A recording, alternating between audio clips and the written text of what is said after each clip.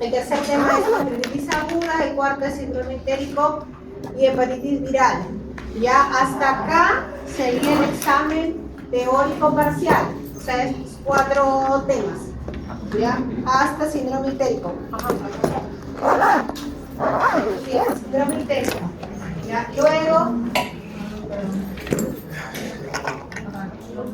ahí, ¿no? ¿Te ves? Ya.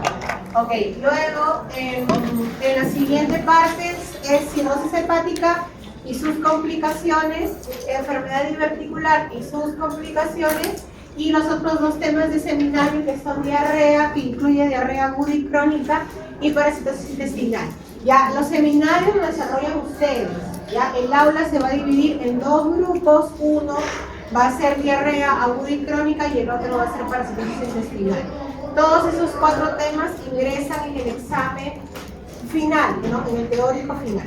Ya, el examen práctico, chicos, va a ser en realidad generalmente la aplicación de la teoría, o sea, casos clínicos de los mismos temas que van a dar para cada examen, ¿no? En la primera unidad serán casos clínicos de reflujo, de gastritis, de HDA, o HDV, pancreatitis, etc. Y en la segunda parte serán casos clínicos de cirrosis, enfermedad vascular, diarrea, parasitosis, etc. ¿Ya? Los exámenes son teórico, generalmente es de 20 preguntas, son todas para marcar, opción múltiple, y el examen práctico sí puede ir desde que sea para marcar hasta que también sea para llenar.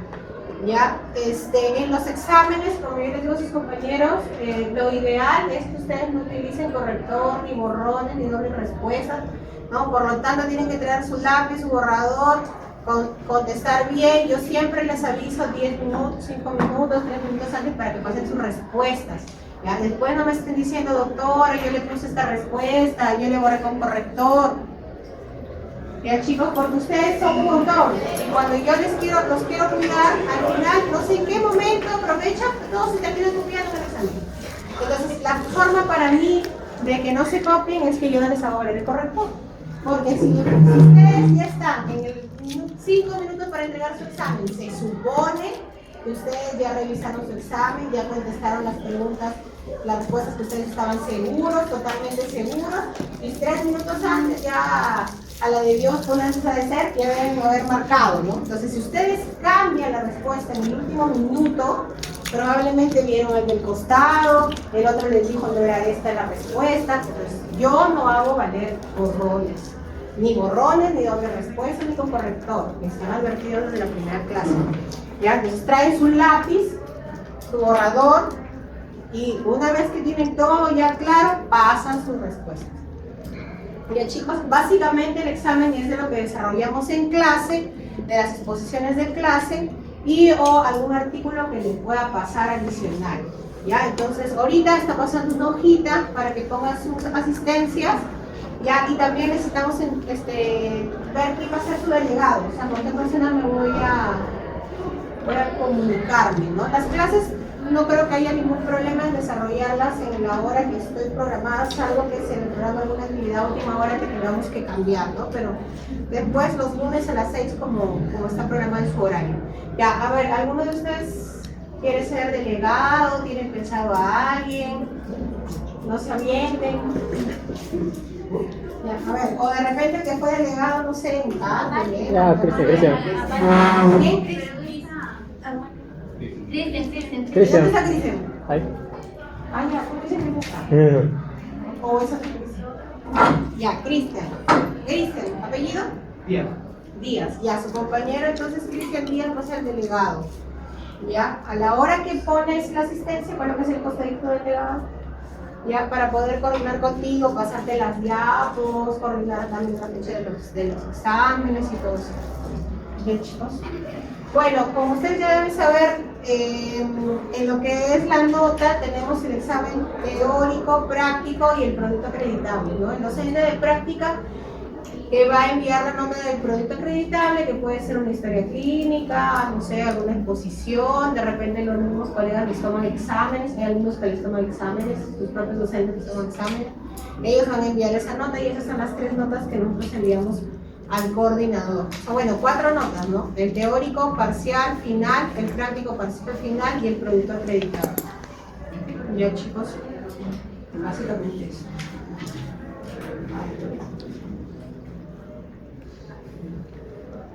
Ya, entonces vamos a avanzar.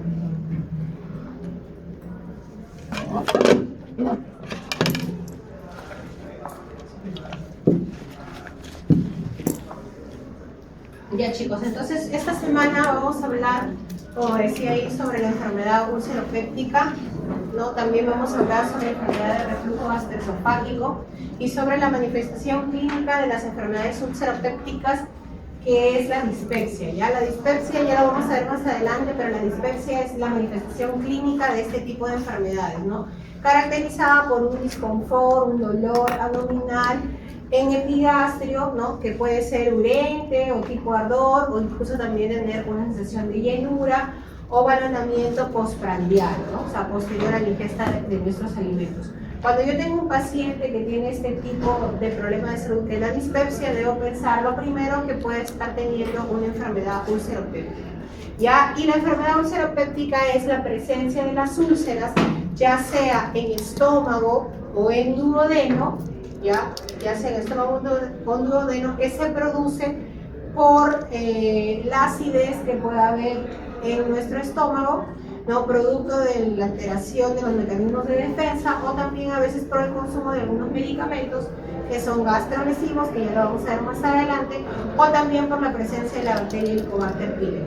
¿Ya? Entonces, como vemos ahí, esta es una mucosa normal, si podemos ver ahí, y tiene algunas erosiones que son como unos rasguños de la mucosa, o cuando la lesión es mucho más profunda, o sea, compromete mucosa y submucosa, vamos a ver que se ve como una úlcera, como un cráter, ¿no? Se ve una zona eritematosa y en el centro una zona blanquecina, ¿no? Entonces, estas úlceras pueden estar en nuestro estómago o también pueden estar en el intestino delgado, que es el duodeno. Entonces, cuando yo tengo una úlcera gástrica y duodenal, también puedo denominarla enfermedad o úlcera péptica. ¿Ya? Entonces, cuando yo hablo de úlcera péptica, me estoy refiriendo a una úlcera, ya sea gástrica o duodenal. ¿Ya? Y como dice ahí, son lesiones producidas por el ácido que se encuentra tanto en nuestro estómago como en el duodeno.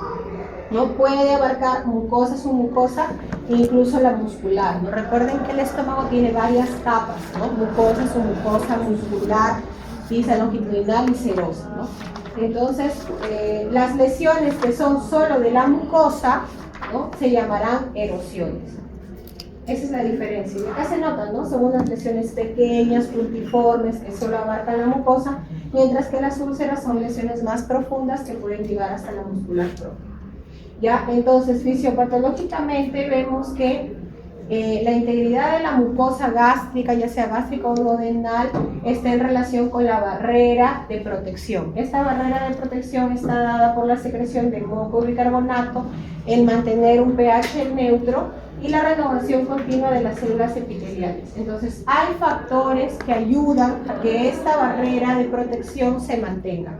Estos factores son la prostaglandina E2, ¿no? También la presencia de un flujo sanguíneo adecuado, ¿no? Esto permite una perfusión adecuada de la mucosa gástrica y por lo tanto evita el daño de la mucosa, ¿no?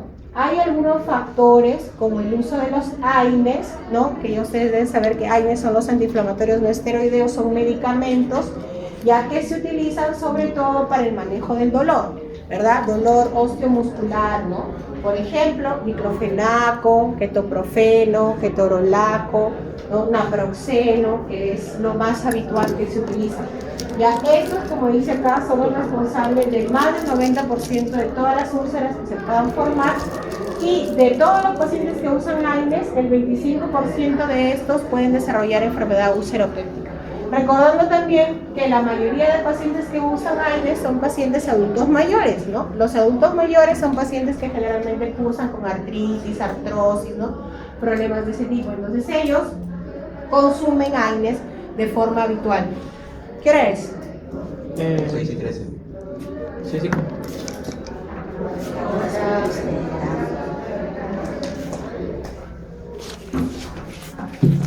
Ya. Entonces, aparte de los AINES, también tenemos la aspirina, ¿no? La aspirina también es gastrolesiva. Entonces, cuando nosotros tengamos a un paciente que tenga úlceras, siempre hay que preguntar sobre el consumo de medicamentos. Dentro de ellos, los gastrolesivos, los AINES, ¿no? Como les mencioné, diclofenaco, ketorolaco, naproxeno, ibuprofeno, la aspirina también es gastrolesivo. Ya estos medicamentos pueden generar dos cosas: presencia de múltiples erosiones gástricas, que sería una gastropatía por AINES, o la presencia de la úlcera, ¿ya? O sea, puede generar gastropatía por AINES, que es la presencia de múltiples erosiones, o la presencia de una úlcera por AINES, ¿ya? Entonces, el modo o el mecanismo por el cual los AINES generan daño en la mucosa es porque inhiben a la ciclooxigenasa 2, que es la COX-1, y esta es la responsable de la síntesis de prostaglandinas. Entonces, si inhibe la ciclooxigenasa 2, no se van a producir las prostaglandinas, y por lo tanto, va a haber una alteración de la barrera mucobicarbonato, como hemos visto, y se producen las lesiones gástricas o duodenales. Ya los AINES la inhiben de forma reversible, mientras que la aspirina la inhibe de forma irreversible, ¿no? Entonces, eso va a depender igual de la concentración del medicamento que tome el paciente, ¿no? Una es que tome una sola pastilla o se coloque un solo inyectable, a que el paciente tome mañana, tarde, noche, o se coloque varias ampollas en el día o en los días subsecuentes para generar las lesiones. Bien, chicos, y otra parte de la etiología importante es la famosa bacteria Helicobacter pylori, que también deben haber escuchado que existe una bacteria Helicobacter pylori. Esta es una bacteria gram negativa que puede colonizar la mucosa gástrica y que genera una serie de alteraciones con una respuesta inflamatoria, con alteración de neutrófilos, linfocitos, células plasmáticas, que generan una alteración a nivel de las células epiteliales y de la mucosa gástrica, también pudiendo generar erosiones o úlceras, ¿ya? Y la infección de Helicobacter pylori se ha relacionado también como un factor de riesgo para el cáncer gástrico. Entonces puede generar úlceras, ya sean gástricas o duodenales. Ya el 95% de las úlceras duodenales son por Helicobacter pylori y la mayoría son benignas, ¿no? Y es por eso que cuando yo tengo un paciente, como les digo, con dispepsia, que es esa manifestación de dolor en epigastrio, debo sospechar en que pueda tener una enfermedad ulceropéptica, ya sea causada por medicamentos como los AINES o por una infección por Helicobacter pylori. Entonces vamos a ver durante el desarrollo de la clase que parte de nuestro estudio de la enfermedad ulceropéptica es determinar si existe presencia de Helicobacter o no. Tenemos algunos exámenes a través de los cuales invasivos y no invasivos, a través de los cuales nosotros podemos diagnosticar Helicobacter pylori. ¿Ya?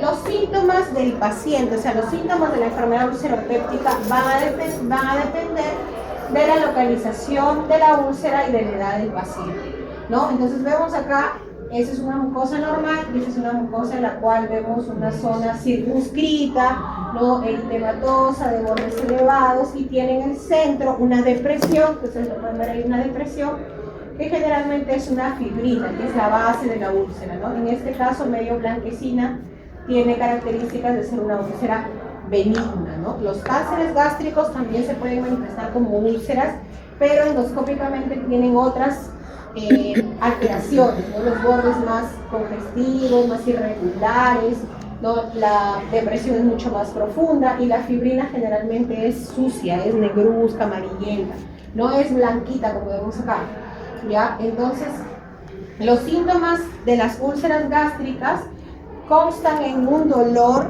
¿verdad?, en epigastrio urente, o sea, tipo ardor intenso, que puede mejorar con la ingesta de alimentos.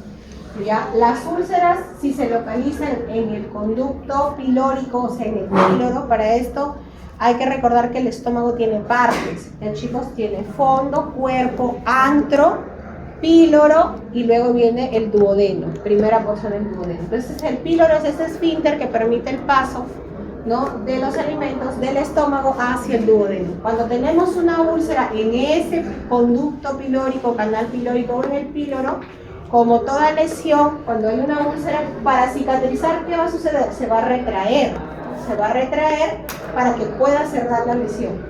Cuando eso ocurre, nos puede generar síntomas obstructivos, porque la luz del píloro, que debería ser así, por ejemplo, si tengo una úlcera, esa se va a retraer, se va a hacer más pequeña. Entonces el paciente va a empezar a tener distensión abdominal, náuseas, vómitos, ¿no? Se hace un síndrome obstructivo alto, que nosotros lo denominamos síndrome pilórico, ya que se manifiesta como con síntomas obstructivos como distensión, náuseas y vómitos, que generalmente son de contenido alimenticio o bilioso, ¿no? Y esto se produce por la cicatrización de la úlcera, ¿no? Que se puede haber formado en el canal pilórico, que al cicatrizar cierra la luz, entonces va a impedir el paso de los alimentos, del líquido, incluso del propio jugo gástrico que se produce diariamente en nuestro estómago, ¿no? Entonces eso también, dependiendo de la localización de la úlcera en nuestro estómago, también podemos tener un poco la variación de la sintomatología. Ya, y con respecto a las úlceras duodenales, que es la que estamos viendo acá, vamos a el borde, miren, esa es la úlcera, acá está, todo esto es la úlcera, ese es el borde de la úlcera y esta es la base, ¿no? Siempre deprimida y con fibrina generalmente blanquecina. Como les decía, el 95% de las úlceras duodenales son por Helicobacter pylori, el 95% son benignas. Cuando nosotros encontramos una úlcera de ese tipo, no tomamos biopsia de la úlcera como tal, sino tomamos más de la mucosa gástrica para descartar el Helicobacter. Ya, lo que no sucede con las úlceras gástricas. Las úlceras gástricas, un gran porcentaje de úlceras gástricas generalmente son malignas. Entonces, cuando yo hago una endoscopía y encuentro una úlcera gástrica, dependiendo del hallazgo endoscópico, yo puedo tomarle biopsia a la úlcera para descartar que realmente sea una úlcera péptica o una úlcera maligna, y de la mucosa gástrica para descartar el Helicobacter. ¿Ya? Y como vemos acá, también va a causar un dolor, también es diurente, es un dolor que es más persistente, ¿no? El paciente amanece sin dolor, pero en el transcurso del día empieza a sentir esa molestia. Además puede calmar con los alimentos, pero una vez pasado 2 a 3 horas puede presentar nuevamente el dolor. A veces se puede despertar en las noches por dolor. Y bueno, si ya generó una úlcera grande, como vemos ahí, probablemente el paciente también va a tener hemorragia digestiva, ¿no? Hemorragia digestiva alta, que se va a manifestar como melena, que son las heces negras, oscuras, amigranadas, o también, como les digo, dependiendo de la localización, si es una úlcera que se encuentra en la parte superior del estómago, puede ser que el paciente tenga hematemesis también, ¿no? O sea, vómitos con sangre, ¿ya? Entonces, generalmente las úlceras empiezan así, con dolores en epigastrio, urentes que mejoran parcialmente con los alimentos, ¿no? Pero que en algún momento, cuando ya la úlcera se hace más profunda, ya puede generar sangrado digestivo alto, manifestado como melena o como hematemesis. ¿Ya? Entonces, ese disconfort en la parte superior de epigastrio se le denomina dispepsia. Ese es el problema de salud en nuestro paciente, ¿no? La dispepsia. ¿Ya? Y la dispepsia puede manifestarse, como les decía, de dos formas: como ardor o como sensación de distensión, llenura o saciedad precoz o llenura postprandial. ¿A qué se refiere postprandial? Posterior a la ingesta de nuestros alimentos. Ya, los pacientes generalmente dicen: doctora, yo me levanto bien, tomo agua y se me hincha el abdomen, ¿no? O doctora, yo termino de comer y se hincha el abdomen como si estuviese embarazada, ¿no? Entonces, eso es una dispepsia tipo saciedad precoz o llenura postprandial. Es una dispepsia postprandial. Y la otra sintomatología, que el paciente nos diga: tengo ardor, doctor, ardor, como si me pasara ají intenso, esa es la dispepsia tipo ardor. El paciente puede tener tipo ardor, puede tener solo postprandial o puede tener mixta. De repente también tiene ardor y también tiene la sensación de distensión o llenura. ¿Ya? Entonces, todas estas manifestaciones se les denomina dispepsia. Cuando yo tengo un paciente con dispepsia, tengo que saber, tengo dos opciones, ¿no? Una, tratarle solo sintomatológicamente, ¿no? Darle de repente un jarabe, una pastilla para que le calme el ardor, sin estudiar por qué tiene la dispepsia. A eso se le llama dispepsia no investigada, ¿no? Yo solo le doy tratamiento, pero no averiguo el origen de la causa de la dispepsia, ¿ya? Pero si yo sí hago el estudio, ¿no? Si yo digo, no, voy a estudiar porque este paciente está teniendo dispepsia, algo debe tener, ¿no? A eso se le llama dispepsia investigada, y ahí tenemos dos tipos de dispepsia: la dispepsia secundaria, ¿no? Secundaria a una causa, y la dispepsia funcional. En la dispepsia secundaria a algo, ¿no? Algo que está generando la dispepsia, lo que yo hago es solicitarle exámenes a mi paciente, ¿no? En búsqueda de la lesión orgánica o enfermedad que esté generando la dispepsia del paciente. ¿Ya? Entonces, dispepsia secundaria puede ser secundaria a una enfermedad ulceropéptica, secundaria a un cáncer gástrico, por ejemplo, también puede cursar con dispepsia, ¿no? Secundaria de repente a infección por Helicobacter pylori, ¿no? De repente al hacerle la anamnesis el paciente estuvo consumiendo AINES por alguna artrosis, entonces dispepsia secundaria a una gastropatía por AINES, por ejemplo, ¿no? Si yo le hago todos los estudios a mi paciente. Hola, dígame. ¿Qué tal? ¿Cómo está? Ayer tenía clases domingo y no sé si se le ha quedado mucho acá. Gracias. Buenas noches, chicos. Hola. Espero que se acá. Usted dijo que la aspirina era más gastrolesiva y todo eso, pero el ketorolaco no era el AIDES más gastrolesivo. Sí, el ketorolaco. Sí. Sí, o sea, por el mecanismo de acción. Gracias, permiso. ¿Sí estaba? No, debe estar en otra hora. Gracias. Por el mecanismo de acción, la aspirina genera mayor lesión. Ya, dice que se olvidado su CV. Ya, bueno, sigamos, te perdí. Ya, dispepsia. Ya, chicos, entonces la dispepsia secundaria es cuando yo le hago exámenes a mi paciente para averiguar la causa de la dispepsia, ¿no? Y la dispepsia funcional, y le encuentro, ¿no? O sea, le hago una endoscopía y de repente encuentro una úlcera. Esa es la causa de la dispepsia, ¿no? Le hago una endoscopía y encuentro un cáncer gástrico. Esa es la causa de la dispepsia. Pero ¿qué pasa si yo le hago endoscopía, no encuentro nada, le hago examen para Helicobacter pylori, no encuentro nada, el paciente no consume algo, no consume aspirina, no le encuentro una causa, pero el paciente cursa con dispepsia, sigue cursando con dispepsia? Entonces ahí yo lo denomino dispepsia funcional. ¿Ya? La dispepsia funcional está en relación a los trastornos funcionales gastrointestinales que están en relación con algunos síndromes ansioso-depresivos, ¿no? Y tiene más ese origen en el paciente. ¿Que tiene síntomas dispépticos? Sí, pero que cuando yo le hago el estudio de la etiología no encuentro ninguna enfermedad orgánica que lo cause. Para eso tenemos algunos criterios diagnósticos que son los criterios de Roma 4. Ya los vamos a ver más adelante, ¿ya? Entonces, cuando yo empiezo a averiguar la causa de la dispepsia, puedo tener que sea secundaria o orgánica, si queremos llamarlo así, si le encuentro la etiología, y si no la encuentro, dispepsia funcional.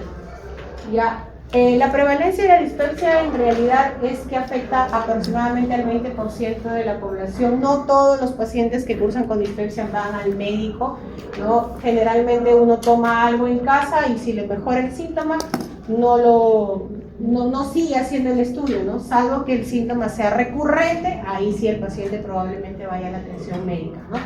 No afecta la sobrevida, sin embargo, sí la calidad de vida del paciente, porque a veces tienen síntomas repetitivos, de repente es necesario, el dolor es tan urgente, tan intenso que tienen que ir a la emergencia, entonces no van al trabajo, no asisten a la universidad, no van al colegio, porque los niños o los jóvenes pueden cursar con dispepsia, también pueden cursar con dispepsia. Entonces, puede alterar la calidad de vida del paciente, puede alterar su productividad del paciente si no tiene tanta mortalidad, ¿no? No es que por una dispepsia yo me voy a morir, pero sí puede alterar mi calidad de vida. Entonces, de todos estos pacientes con dispepsia no investigada, si yo empiezo a hacer el estudio de la dispepsia, me voy a dar cuenta que el 75% de todos estos pacientes que cursan con dispepsia generalmente son funcionales, y solo el 25% sí van a tener una causa secundaria de la dispepsia, ¿no? Una enfermedad que le esté generando la dispepsia en el paciente. Ya. Ahora, secundaria que, como les decía, a la formación de la úlcera péptica, a la presencia de cáncer gastrointestinal, al uso de medicamentos, algunas enfermedades pancreáticas, a las gastroparesias, por ejemplo, las enfermedades como la diabetes, Dentro de sus complicaciones también pueden tener un enlentecimiento del vaciamiento gástrico manifestado por dispepsia postprandial, ¿no? Y eso se llama gastroparesia del paciente diabético. Ya, la presencia del Helicobacter pylori también puede condicionar a que yo tenga síntomas dispépticos. Entonces, cuando yo tengo dispepsia, esas son todas las etiologías que yo debo pensar puede ser la causa. Ya, ahora, para el diagnóstico, cuando yo tengo dispepsia, debo ver qué exámenes le voy a realizar a mi paciente. Generalmente, si yo quiero determinar si hay una úlcera, tendría que hacerle una endoscopía, ¿no? La endoscopía es un examen a través del cual introducimos un dispositivo por la boca que tiene una camarita en la parte anterior, se proyecta en un monitor para ver todo lo que es esófago, estómago, primera y segunda porción de intestino, ¿no? Pero a todos los pacientes no les hacemos endoscopía, ¿no? ¿A quiénes se les debería hacer sí o sí endoscopía cuando presenten dispepsia? Aquellos pacientes que tengan dispepsia con algún signo de alarma, ¿ya? Los signos de alarma son los que tenemos ahí. Por ejemplo, una disfagia progresiva, o sea, no una dificultad para el paso de los alimentos progresiva. Quiere decir, por ejemplo, doctora, yo hace 3 meses comía normal mi pan, mi chicharrón, mi pollo. Hace 2 meses ya no puedo comer carne, solamente tomo sopas, ¿no? O licuados. Y hace 1 semana ya no paso ni el agua. O sea, progresivamente, ¿no? Está teniendo una dificultad para el paso de los alimentos. Eso es un signo de alarma que me obliga a hacerle la endoscopia al paciente independientemente de la edad que tenga. Ya, vómito persistente, doctora, yo como y vomito, tomo agua y vomito, tomo mis alimentos y a la media hora, 1 hora vomito. O sea, vómitos postprandiales también es otra causa, signo de alarma para hacer endoscopia. La pérdida de peso de forma involuntaria, paciente con dispepsia, con pérdida de peso, sin causa aparente, también debe hacerse endoscopía. Ya, chicos, una cosa es que yo pierda peso porque voy al gimnasio, hago dieta, me cuido de mis alimentos, y otra es que de la nada empiece a perder peso, ¿no? Y encima, asociado con síntomas de dispepsia, me obliga a hacer una endoscopia alta para descartar un cáncer gástrico, por ejemplo, ¿no? Un cáncer gastrointestinal alto, que podría ser esofágico gástrico o moderno. Ya, presencia de HDA, que el paciente tenga hematemesis o melena, ¿no? Que venga por una hemorragia digestiva, que venga por melena o hematemesis, me obliga a hacer una endoscopia alta. Que curse con anemia ferropénica, ¿no? Ustedes tienen hematología, una anemia por pérdida, ¿no? Una anemia microcítica hipocrómica, me obliga a estudiar pérdida gastrointestinal. Y si el paciente viene con dispepsia más anemia microcítica hipocrómica, lo primero que tengo que hacerle yo es una endoscopia alta, ¿no? Si en la endoscopia no encuentro la causa, probablemente colono, ¿no? Porque tengo que descartarle la pérdida gastrointestinal. Masa abdominal palpable. Viene un paciente con dispepsia, yo le examino y le palpo una masa en epigastro o en mesogastro, me obliga también a hacerle una endoscopia para ver si esa masa está dependiendo del estómago, ¿no? Y si mi paciente tiene algún antecedente familiar directo, ¿no? De familiar de primer grado con cáncer gástrico o esofágico. Esos son signos de alarma que me obligan a hacerle una endoscopia alta a mi paciente que cursa con dispepsia independientemente de la edad, ¿ya, chicos? Porque a veces por la edad dicen, no, pero es muy joven. No, normalmente si un paciente no tiene síntomas de nada, está sintomático, se debería hacer una endoscopia a partir de los 45 años. Si mi paciente tiene signos de alarma, se hace la endoscopia a cualquier edad. Si yo tengo 20 años y tengo vómitos persistentes, tengo que hacerme la endoscopia. Si es un niño de 6, 7 años que está cursando con anemia microcítica, tiene melena, yo tengo que hacerle la endoscopia. Así tenga 5, 6 o 7 años, ¿no? Entonces, la edad no tanto es el parámetro, sino más bien los síntomas asociados, los signos de alarma. ¿Ya, chicos? ¿Por qué les digo eso? Porque en las guías vamos a ver que cuando tenemos dispepsia sin signos de alarma, podemos estudiar el Helicobacter pylori, que es una de las principales causas de enfermedad úlcera péptica, con otros métodos que no son invasivos, como el test de aliento, examen de sangre sérico para ver el Helicobacter pylori, ¿no? Entonces, si yo tengo un paciente joven con dispepsia sin signos de alarma, podría obviar la endoscopia y hacerle los otros exámenes menos invasivos para detectar el Helicobacter. Pero si yo tengo un paciente con dispepsia, con vómitos postprandiales o con pérdida de peso, necesariamente primero tengo que hacerle la endoscopía. Durante la endoscopía determinar si hay alguna etiología evidente, úlceras, erosiones, tumores, ¿no? E incluso mi endoscopía también me permite tomar muestra de biopsia para ver el Helicobacter. La infección por Helicobacter pylori es lo que les decía, ¿no? Que es una bacteria gram negativa que está relacionada con un factor de riesgo para el cáncer gástrico. ¿Ya? Ojo, no significa que todo el que tiene Helicobacter pylori va a ser cáncer gástrico, es un factor de riesgo para. Por lo tanto, nosotros a todo paciente que encontramos Helicobacter pylori le tenemos que dar tratamiento. Ya tiene múltiples cepas, la que más he estudiado es la cepa KA y esta es la que está relacionada con el cáncer gástrico. Ya, lamentablemente en nuestro país no tenemos estudios moleculares que nos permita determinar qué cepa es la que yo tengo. ¿Ya? A nosotros solamente nos dice la biopsia si tiene Helicobacter o no tiene Helicobacter y la cantidad. Igual los exámenes de sangre o los de test de aliento. Solamente me dicen si tengo o no tengo Helicobacter, no me dicen qué cepa, ¿no? Entonces esta cepa, la KA, es la que está con mayor relación al cáncer gástrico, genera mayor inflamación, genera mayor atrofia, metaplasia, displasia, que es la secuencia que se sigue antes de llegar al cáncer gástrico, ¿ya? Entonces, cuando yo tengo un paciente con Helicobacter, tengo que darle tratamiento. El tratamiento, como es una bacteria, es un tratamiento que consta de antibióticos, ¿ya? Por 14 días, a eso se llama tratamiento erradicador. Y los métodos diagnósticos para Helicobacter, como les dije ahí, hay dos grupos, los invasivos y los no invasivos. Los invasivos son aquellos que vamos a utilizar, en este caso la endoscopía, ¿no? Se denomina invasivo porque es un instrumento que está ingresando a mi cuerpo, ¿verdad? Que puede ser con toma de biopsia, que tiene una sensibilidad del 85 al 90% y una especificidad del 100%. Se debería cultivar esa muestra, eso sería lo ideal. Sería un método más específico porque nos daría hasta un antibiograma, ¿no? ¿Qué antibióticos yo podría utilizar? Ya, también tenemos el test de ureasa. El test de ureasa igual se hace a través de la endoscopía.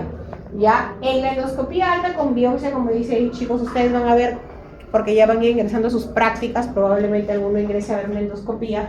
Normalmente lo que nosotros hacemos es hacer la endoscopía y para determinar el Helicobacter tomamos 5 muestras de la mucosa gástrica. Eso es lo que nosotros hacemos. Y esas muestras se mandan al patólogo. ¿Qué nos va a decir? El grado de gastritis, ¿no? Primero si hay gastritis, segundo el grado, ¿no? Si es leve, moderada, severa. Tercero, si tenemos Helicobacter, la cantidad, ¿no? Marcado en cruces, 1 cruz, 2 cruces, 3 cruces. ¿Ya? Y también nos puede dar información sobre lesiones precancerosas, o sea, atrofia, metaplasia, displasia, en la muestra que nosotros estamos enviando. ¿Ya? Esa es toda la información que me da una endoscopía alta con una biopsia convencional. ¿Ya? ¿Qué sucede en el test de ureasa? En el test de ureasa yo hago mi endoscopía y tomo una sola muestra de la mucosa gástrica. Ya no voy a tomar 5, sino voy a tomar solo una muestra. Esta muestra se coloca en un dispositivo que tiene un reactivo y sí que va a virar de color si es que hay la presencia de Helicobacter. ¿Ya? Entonces el test de ureasa solo me va a determinar Helicobacter, no me va a determinar ni lesiones precancerosas, ni grado de gastritis, ni severidad, nada. Solo me va a decir, ¿tienes Helicobacter o no tienes Helicobacter? Nada más. La endoscopía con biopsia sí me va a dar todo el resto de información que les he mencionado. Entonces, esos son los métodos invasivos. Los métodos invasivos son los que utilizan endoscopía con toma de biopsia para diagnosticar el Helicobacter. Y los no invasivos son los que no utilizan la endoscopía. Acá tenemos test de aliento con carbono 13, que consiste en soplar una bolsita como si infláramos un globo, por eso se llama test de aliento. Le damos luego un reactivo y media hora lo toma el paciente, el líquido, y media hora después sopla otra bolsita y eso se coloca en una maquinita especial que lo va a procesar y nos va a arrojar el resultado, ¿no? Si tiene o no tiene Helicobacter. El test de aliento es tan sensible o casi igual de específico que si yo hiciera una endoscopía alta con biopsia. Ya, este sería de todos los invasivos el que nos puede dar el diagnóstico del paciente. Luego tenemos las pruebas serológicas. ¿Ya? En las pruebas serológicas es el examen de sangre, ¿ya? Marcadores para el Helicobacter pylori, ¿ya? Que les dosan inmunoglobulina G, inmunoglobulina M, ¿no? Para ver si hay infección pasada o reciente. ¿Ya? Estos tienen menor sensibilidad y especificidad si lo comparamos con el test de aliento. Entonces, lo óptimo sería realizarle el test de aliento al paciente. ¿Ya? Ahora, ¿qué tenemos en contra del test de aliento? El costo, pues, ¿no? El costo es mayor, es casi 3 veces el valor. Entonces, el paciente a veces no tiene dinero y se hace prueba serológica, pues, ¿no? Ya, si viene con mi prueba serológica positivo para el Helicobacter, no se va a hacer endoscopía porque no tiene dinero, no se va a hacer test de aliento porque tampoco tiene dinero, le daremos tratamiento para el Helicobacter porque ya salió positivo. Pero el test, las pruebas serológicas no sirven como control tampoco, ¿ya? O sea, cuando yo doy tratamiento para el Helicobacter, debo luego hacerme un examen de control para ver si logré eliminar la bacteria con el tratamiento. Eso se debería hacer con test de aliento. La serología no sirve para el control post-tratamiento. Entonces, no es tan sensible para el diagnóstico, pero igual nos puede orientar en el caso del paciente, pero no sirve para el control post-tratamiento. Ya también tenemos test en heces para el Helicobacter pylori, pero ese es mucho menos sensible que la serología y obviamente que el test de aliento. ¿Ya? Entonces, una vez que nosotros tenemos un examen positivo para el Helicobacter pylori, ¿no? Un paciente con dispepsia en el cual hemos hecho su estudio para determinar el Helicobacter pylori con cualquiera de los métodos que hemos visto, ya sea invasivo o no invasivo, debemos darle tratamiento. El tratamiento se denomina tratamiento erradicador de la infección por Helicobacter pylori, que consta de antibióticos. Ya generalmente el tratamiento es por 14 días. ¿Ya? Y en pacientes que no son alérgicos a la penicilina, el tratamiento de primera elección es el tratamiento de la terapia triple clásica, que como vemos ahí tiene el inhibidor de la bomba de protones, que es el omeprazol, que es lo que más utilizamos, la claritromicina, 500 miligramos cada 12 horas, y la amoxicilina, 1 gramo cada 12 horas, todo por 14 días. Ya, para que ustedes más o menos se acuerden, yo siempre les digo a los chicos, es OCA el tratamiento, ¿no? Omeprazol, claritro y amoxi, ¿no? Esa es la terapia triple clásica, OCA, omeprazol, claritro y amoxi. Ahora, ¿le puedo dar otro IVP que no sea omeprazol? Sí, le podemos dar esomeprazol, lansoprazol, no se puede utilizar. Pero lo que más utilizamos nosotros es el omeprazol porque está en todos los hospitales, está en todas las guías, es lo que nosotros más utilizamos. ¿Ya? Entonces se utiliza el omeprazol, que viene de 20 miligramos la capsulita, se da 30 minutos antes del desayuno, 30 minutos antes de la cena, junto con la claritromicina de 500 cada 12 horas y la amoxicilina de 1 gramo cada 12 horas, todo por 14 días. Ahora, si es que de repente estamos con un paciente que es resistente a la claritromicina y a la amoxicilina, entonces ya no le vamos a poder dar OCA, tendríamos que darle otra terapia. ¿Ya? Esa terapia es la terapia cuádruple clásica con bismuto, en la cual nuevamente tenemos el IVP. Siempre en el tratamiento del Helicobacter pylori va a ir el IVP, siempre, ¿ya? Porque hace que el pH se eleve y que los antibióticos actúen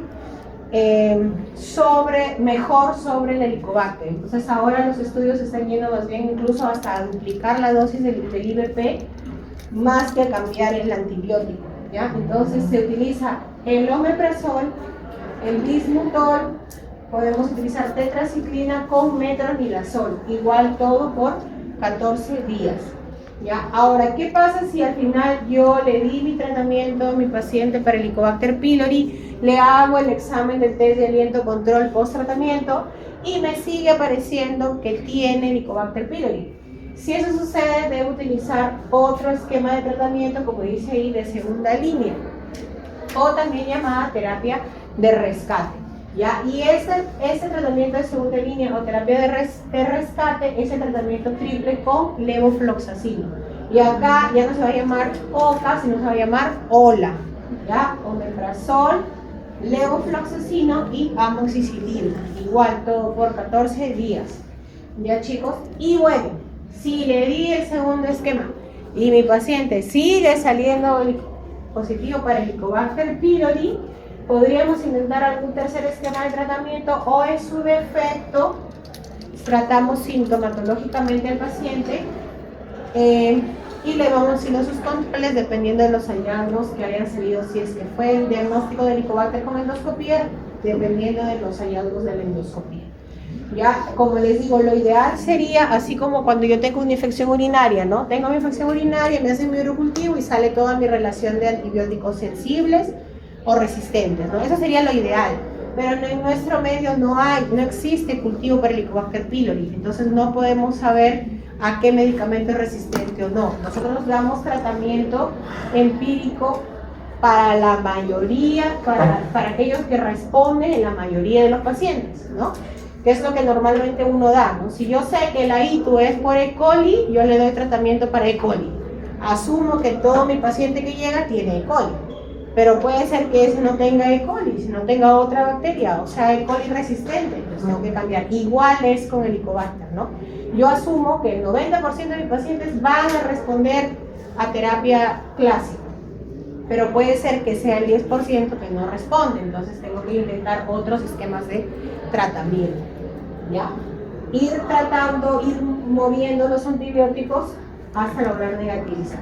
Y hay que explicarle al paciente, porque como ustedes saben que ahora la información está tan a la mano, ¿no? Entonces el paciente ingresa, infección por Helicobacter pylori y cáncer, dicen. Entonces vienen ya también mentalizados en que tú le tienes que eliminar el Helicobacter, porque si no le va a dar cáncer. No es que le vaya a dar cáncer, es un factor de riesgo para, ¿no? Como la obesidad, como el sedentarismo, como el tabaquismo, como el alcoholismo, etc. Si mi papá tiene cáncer, ¿significa que yo voy a tener cáncer? No, tengo más riesgo de, sí, pero no es igual, hay que explicar a los pacientes.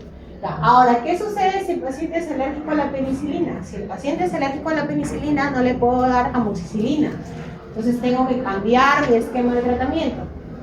Ya no sería OCA, sino sería omeprazol, claritromicina y metronidazol. Cambio la amoxicilina por el metronidazol porque mi paciente es alérgico a la penicilina, por lo tanto no le puedo dar. Y si es alérgico a la penicilina y resistente a la claritromicina, sí puedo darle el tratamiento de terapia cuádruple clásica que también le damos al nivel alérgico, ¿no? Por la resistencia a la claritromicina. El seguimiento posterior al tratamiento erradicador, chicos, es con test de aliento, ¿ya? ¿Qué significa? Si yo a mi paciente le hice una endoscopía, le tomé biopsia, salió que tenía Helicobacter, le di tratamiento erradicador, quiero comprobar si mi paciente tras los 14 días eliminó el Helicobacter. ¿Qué tendría que hacer? Ya no es necesario que yo le vuelva a hacer otra endoscopía con otro toma de biopsia, ya no. ¿Qué haría? Haría test de aliento. Test de aliento con carbono 3. ¿Ya? El tiempo en que yo debo hacer el test de aliento control post-tratamiento es mínimo 30 días posterior a la culminación del esquema de tratamiento, ¿ya? Porque para hacer el test de aliento hay requisitos, ¿ya? Primero, que se ayuna. Segundo, que el paciente tenga por lo menos 30 días sin haber consumido ningún tipo de antibióticos, ¿ya? Y como estamos viendo, el esquema erradicador tiene dos tipos de antibióticos, entonces tiene que terminar los 14 días y esperar un mes libre de consumir antibióticos para yo poder hacerle el test de aliento de control, ¿ya? Mínimo un mes, máximo 3 meses, 4 meses, ¿ya? Eso es lo ideal, para yo poder determinar si mi paciente está respondiendo al esquema de tratamiento o no. ¿Por qué les digo eso, chicos? Porque hay pacientes que a veces toman tratamiento y se sienten mejor y se desaparecen, ¿no? Ya no llegan al control, dicen, uy, ¿cuánto cuesta el test de aliento? 300 soles, muy caro, pero si estoy bien, ya no se hacen, ¿no? Y luego aparecen después de un año, de repente, o de año y medio, que otra vez tienen síntomas por ahí. Uy, ¿verdad? No me hice mi test de aliento control, dicen. Se vuelven a hacer el test de aliento y les vuelve a salir positivo, por ejemplo. Ahí nosotros no podríamos decirle, señor, ¿sabe qué? Es que usted ha sido resistente al tratamiento. No podríamos determinar si el paciente ha sido resistente al tratamiento o si se volvió a infectar. Porque, chicos, lo malo del Helicobacter es que yo me puedo infectar múltiples veces durante mi vida. O sea, no me da inmunidad de Helicobacter. Yo puedo tener Helicobacter ahorita, el otro año, en 3 años, 5 años. Puedo seguir teniendo Helicobacter pylori múltiples veces. Entonces, si mi paciente se hiciese el test de aliento en ese rango entre 1 a 3 meses de mi tratamiento erradicador, Si sale positivo, yo le diría, ¿sabes qué? Mi esquema no te hizo efecto, tengo que darte una segunda línea de tratamiento. Pero si el paciente se aparece después de 1 año y medio, ¿no? Otra vez con Helicobacter positivo, generalmente yo lo trato como un primer esquema de tratamiento, o sea, varía mi conducta, ¿no? Una cosa es que sea resistente a mi tratamiento, que yo le voy a cambiar la terapia, y otra es que yo lo trate como paciente con nueva infección, con infección nueva. Entonces, esa es la importancia de hacer el test de aliento control, ¿no? Para saber si en algún momento negativizó o no negativizó el Helicobacter. Entonces, eso también hay que explicar al paciente, porque como les digo, el paciente a veces se siente bien, entonces ya no se hace nada. ¿Ya? Eso con respecto al Helicobacter, que es el diagnóstico, ¿no? Ahora, si yo sospecho que puede tener un cáncer gástrico, obviamente al hacer la endoscopía, si encuentro ahí una lesión ulcerada, como les mencionaba, de bordes elevados, de superficie de fibrina sucia, o que yo veo que tiene signos endoscópicos de ser algo maligno, pues tengo que tomar biopsia de la úlcera y me saldrá si efectivamente es cáncer, y esa sería la causa de mi dispepsia, y mi tratamiento sería, pues dependiendo del tipo de cáncer, de repente operar, ¿no? Que venga el cirujano, que opere el tumor y se le vaya la dispepsia al paciente. Entonces, al final, el tratamiento definitivo va a depender de la etiología, ¿no? De la etiología. ¿Ya? Y la dispepsia funcional, como les decía, es aquel conjunto de síntomas dispépticos que no tenga una causa orgánica que lo genere, ¿no? No tengo úlceras, no tengo Helicobacter, no tengo consumo de medicamentos gastrolesivos, no tengo cáncer, ¿no? Entonces, pero sigo teniendo molestias dispépticas. Ahí aplicamos los criterios, que son los criterios de Roma 4, en las cuales vamos a tener algunas características. Dentro de ellas es que el paciente tenga síntomas dispépticos, ya sea llenura, ya sea saciedad precoz, ya sea dolor en epigastrio o ardor en epigastrio.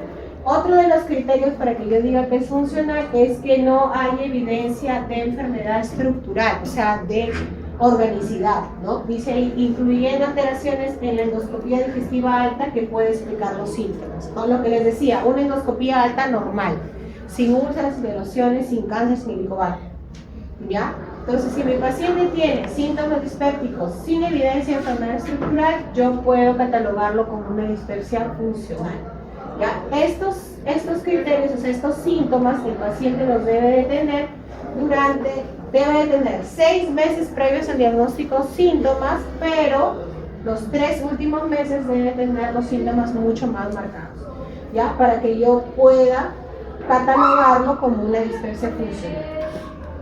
Ahora, la dispepsia funcional puede dividirse en 2 grupos de síntomas: el del síndrome de malestar postprandial, en el que vamos a tener llenura y saciedad postprandial, ¿no? Y el otro, que es el síndrome del dolor en epigastrio, que es el tipo ardor, ¿ya? Acá, en los criterios diagnósticos, vamos a tener que el paciente debe tener síntomas dispépticos postprandiales al menos 3 días a la semana. Al menos 3 días a la semana el paciente debe tener ya sea llenura postprandial o saciedad precoz, ¿no? Sensación de que se llena rápido cuando come. Dice, doctora, yo de mi plato, antes comía todo mi plato, ahora solamente como un cuarto porque siento que me llené, ¿no? Eso es llenura postprandial o saciedad precoz. ¿Ya? Que no tengamos evidencia orgánica, sistémica ni metabólica que justifique los síntomas, ¿ya? Y estos síntomas deben estar presentes, como vimos ahí, 6 meses, más marcado 3 meses antes del diagnóstico y 3 veces a la semana, ¿ya? Entonces, puede estar simultáneamente ardor y epigastrio también, ¿ya? El vómito no es un síntoma funcional. Si mi paciente tiene dispepsia postprandial con vómitos, yo debería valorar qué causa pudiese estar generando el vómito. ¿Ya? La pirosis, que es el ardor en epigastrio, no forma parte del síndrome de malestar postprandial, pero sí puede ser un trastorno funcional que esté a la par, ¿ya? Los trastornos funcionales gastrointestinales son pirosis funcional, que me da síntomas similares a reflujo, dispepsia funcional y el famoso síndrome de intestino irritable. ¿Ya? Entonces, esos trastornos funcionales un paciente los puede tener los tres a la vez, sí los puede tener los tres a la vez. Eso es lo que dice ahí, ¿no? Mi paciente puede tener síndrome de malestar postprandial y también puede tener pirosis, también puede tener molestias de intestino irritable asociados, ¿ya? Eso es lo que dice, ¿ya? O sea, que pueden coexistir, no solamente tiene dispepsia funcional, sino también puede tener dispepsia funcional con síndrome de intestino irritable, o pirosis más dispepsia funcional, ¿no? O sea, pueden estar mezclados.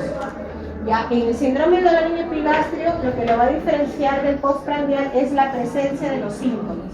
Ya, en el postprandial vimos que tenían que estar presentes 3 veces por semana. En el dolor en epigastrio deben estar presentes al menos 1 vez por semana.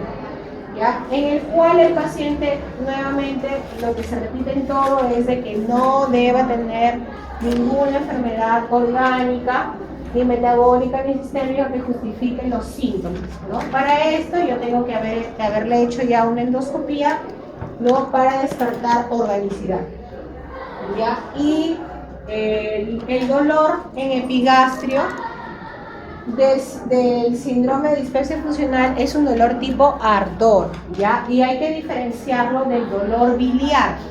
El dolor biliar, ya lo vamos a ver en las siguientes clases, pero el dolor biliar, o sea, por problemas ya sea en la vesícula o en la vía biliar, también puede ser en epigastrio, pero no es un dolor tipo ardor, sino es un dolor opresivo, ¿ya? El paciente tiene un dolor opresivo, así como si le tiraron un puñete, ¿no? Sostenido, opresivo, que generalmente se irradia hacia la parte posterior, ¿no? Ipsilateral, puede incluso ser en epigastrio, hipocondrio derecho y en la parte posterior, y generalmente se asocia a que este dolor se presenta posterior a ingesta de comidas grasas, ¿no? Entonces, eso se refiere ahí, ¿no? Que si yo tengo un paciente con un dolor en epigastrio tipo opresivo que se presenta posterior a la ingesta de comidas grasas, debo de estudiar que la etiología no sea biliar, antes de catalogarlo como una dispepsia funcional tipo ardor, ¿ya? Porque igual el dolor también puede ser en epigastrio,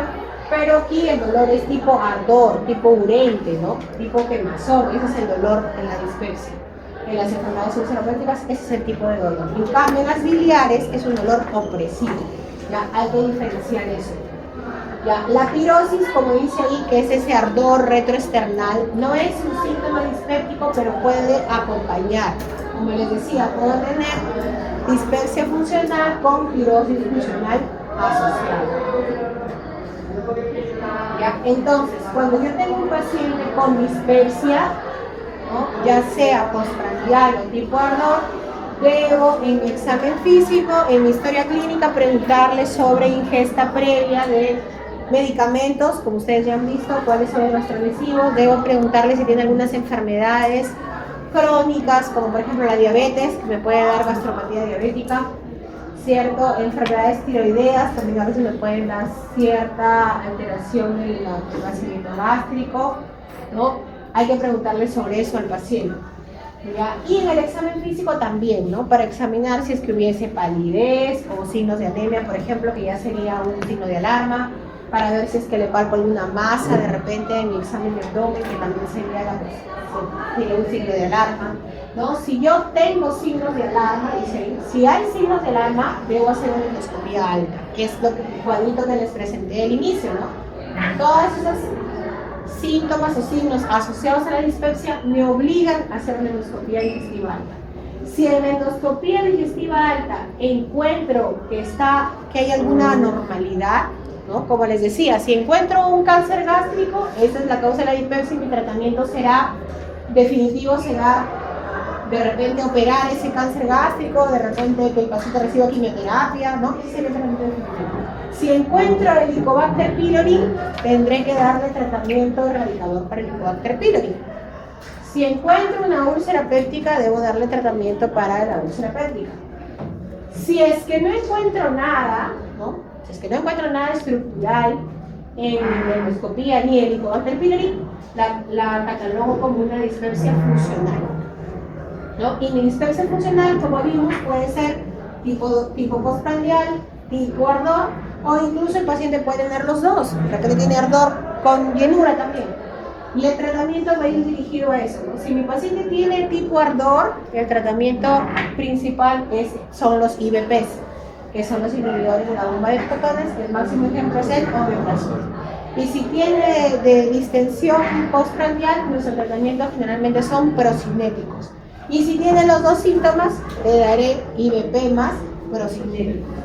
¿Ya? Y como mi problema es funcional, está en relación a los trastornos ansioso-depresivos, probablemente en algún momento deba darle también tratamiento neuromodulador, o sea, tratamiento para manejar la ansiedad y el estrés. Puede ser tratamiento médico con pastillas, ¿no? O también terapias, pues, ¿no?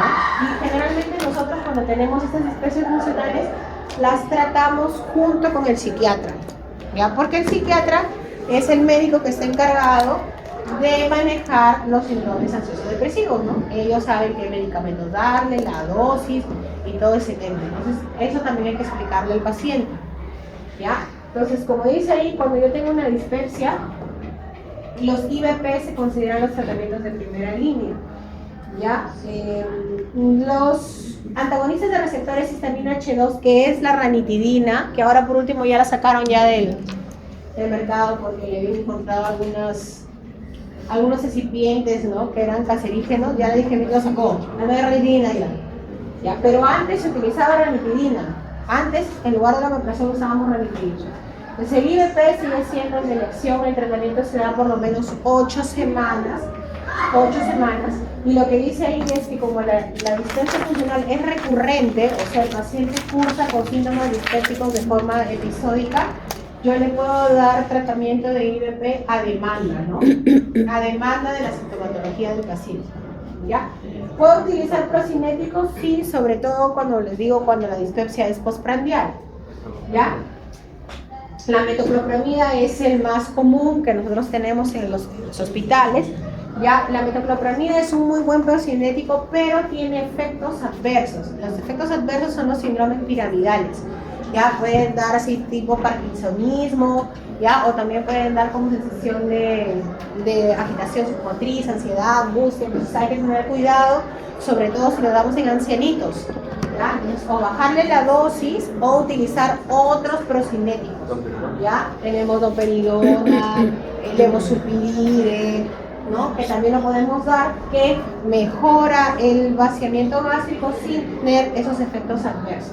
¿Ya? Pero en los hospitales tenemos metoclopramida, ¿no? En pastilla y en ampolla, ¿ya? Y los neuromoduladores son los medicamentos que nosotros utilizamos para la ansiedad y la depresión, ¿ya? Generalmente utilizamos los antidepresivos tricíclicos como la mitriptilina, ya viene de 25 miligramos y le damos al paciente dependiendo la dosis. Podemos empezar con una tabletita o si de repente es muy mayor, media tabletita y vemos cómo va. Explicarle al paciente que esto hace efecto por lo menos después de 2 meses, de 2 semanas de tratamiento, ¿ya? Hay pacientes que toman un día y ya quieren no tener ningún síntoma, ¿no? Hay que explicarles que es así y sobre todo que es algo crónico, ya chicos, que es algo crónico. La gastritis, el reflujo, son enfermedades crónicas. Entonces, ¿qué quiere decir? Que siempre lo va a tener. Que va a haber momentos en los cuales va a haber reducción de los síntomas y el paciente va a tener que tomar tratamiento, ¿no? Es igual que la presión alta y la diabetes, son crónicas, siempre lo va a tener. Si el paciente deja de tomar su pastilla para la presión, nuevamente estará hipertenso. Si el paciente deja de tomar su pastilla para la glucosa, nuevamente será diabético. Entonces hay que explicarle, porque los pacientes quieren tomar algo y no tener nunca más ningún síntoma. Y eso no va a ocurrir, ¿ya? Porque es crónico. Entonces esto ya lo hemos visto, que es el algoritmo que ya les he estado mencionando. Como les digo, podemos utilizar terapias conductuales, acupuntura, psicoterapia, sobre todo en las dispepsias funcionales, ¿no? En las dispepsias funcionales. Y lo que yo les decía siempre, antes de catalogar a un paciente como funcional, hay que descartarle la organicidad.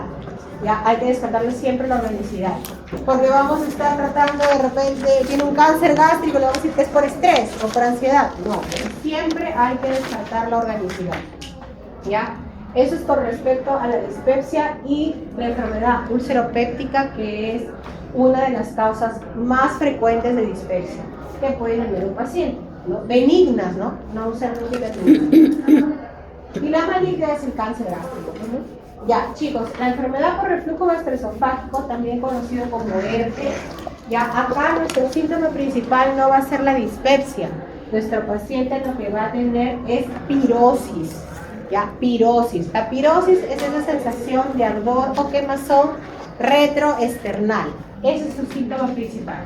¿Ya? Y qué más también, la sensación de reflujo. El paciente mismo nos va a decir, doctora, yo siento que viene algo de aquí hasta acá arriba y me arde, doctora. A veces estoy dormido y me levanta. El paciente nos refiere esos síntomas. Entonces, la enfermedad por reflujo tiene algunos factores que predisponen al que el paciente curse con reflujo. ¿Ya? Lo primero, la obesidad y el sobrepeso. La obesidad y el sobrepeso es una de las principales causas. Otro factor de riesgo es el tabaquismo. ¿Ya? El tabaquismo también es un factor de riesgo para la enfermedad por reflujo. ¿Ya? Y obviamente hay alteraciones a nivel anatómico que también me pueden predisponer al reflujo, como la presencia de las hernias dilatales o algunas alteraciones a nivel del esfínter esofágico inferior, ¿no? Entonces, la enfermedad, ¿por qué es importante que nosotros manejemos una enfermedad por reflujo? Es importante porque la enfermedad por reflujo, como dice ahí, puede tener algunas complicaciones, o sea, se puede complicar una enfermedad por reflujo. ¿Cuáles son las complicaciones? Las úlceras esofágicas, se puede formar una úlcera en la parte inferior del esófago.